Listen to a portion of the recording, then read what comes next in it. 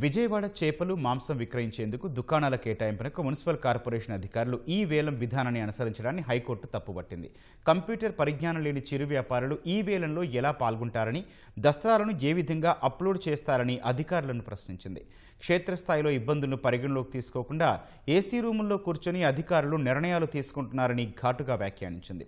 ఈ వేలం టెండర్ గురించి తెలుగు పత్రికల్లో సైతం ఆంగ్లంలో ప్రకటన ఇవ్వడంపై విస్మయం వ్యక్తం చేసింది. చిరు వ్యాపారులతో ముడిపడి ఉన్న ఈ వ్యవహారంలో సంప్రదాయబద్ధ బహిరంగ వేలం నిర్వహించడం ఉత్తమమని వ్యాఖ్యానించింది.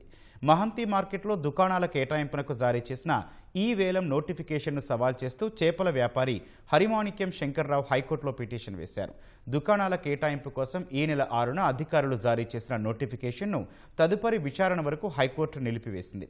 కౌంటరు దాఖలు చేయాలని విజయవాడ మున్సిపల్ కార్పొరేషన్ అధికారులను ఆదేశించింది. విచారణను మార్చి 3కు వాయిదా వేసింది. హైకోర్టు న్యాయమూర్తి ఈ మేరకు ఉత్తర్వులు జారీ చేశారు.